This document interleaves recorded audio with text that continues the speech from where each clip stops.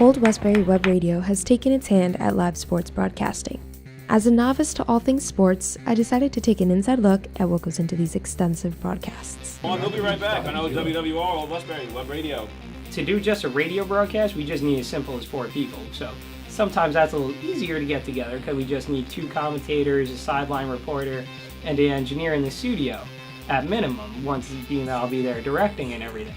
But for when we're doing a basketball game, we're doing a live stream, then I need camera operators and a technical director and assistant director, and I need a lot more people involved with that in order to keep people committed and make sure they show up on time for crew call. That's always the challenging part, is to make sure everybody's actually doing what they're supposed to and they're being reliable, and that they're saying, not turning around saying, oh hey, I can be at the game, I'll be there at this time, I can help with this, and then they don't show up. Though their jobs may seem simple, there's a lot of hard work and dedication that goes into preparing for a game. Every game deserves the same amount of time to prepare for. I mean, there's obviously matchups that are bigger than others, there's teams that are better than others, but you want to prepare every game as if it's a new game, a new day, because anything can happen on any given day in sports. That's a classic saying.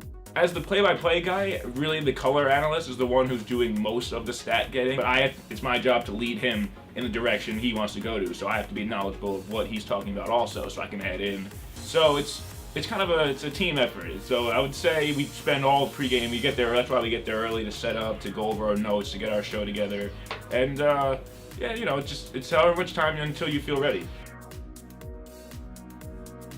So what goes into preparing for a broadcast as a color commentator is a lot of research. You have to research the team, of course our team, and the team that you're playing, and you have to go see what their stats, what they did the last couple of games. You might want to say that on the broadcast, and then just look up some key stats for the guys that are starting. Be ready for anything that goes on. I've done play-by-play where it's more of my experience playing the game, and then color is more just talking and stuff like that.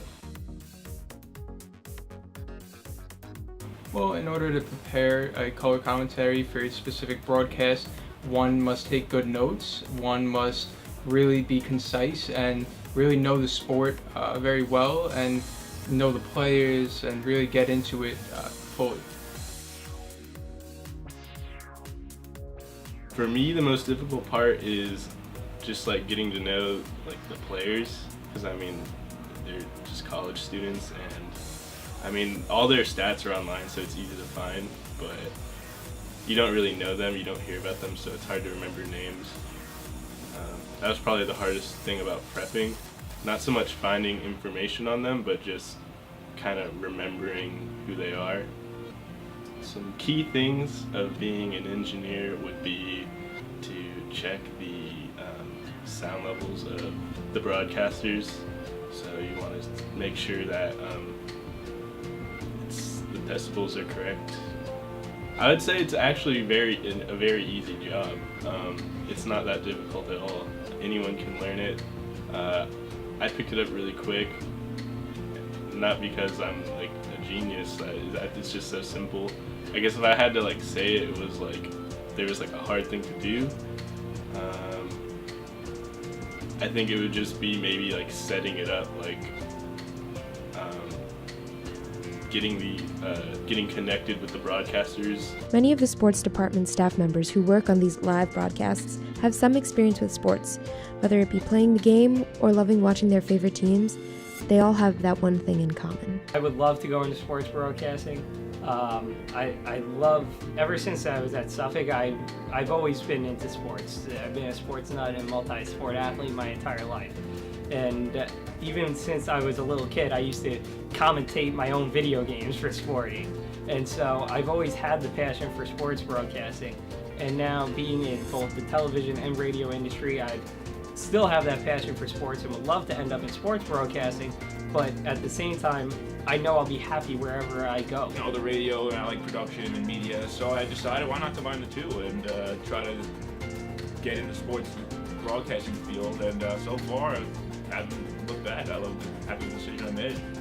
My dream job is to have a sports show on WFAN in the primetime hours of 1 to 7. Anytime from there, that would be perfect. That would be amazing. Really big around sports, my whole life. I grew up around sports, I played sports, watched my brother play sports. So yeah, I've been really big into it. You know, I really pay attention to statistics, so that's a big thing for me. And you know, just overall, I really enjoy it. And going into college, I wasn't sure if I really wanted to do it, but then you know, over the years, it really caught on to me, and now I know for sure I really want to do it. I originally wanted to be a sportscaster. My biggest influence is Vince Scully.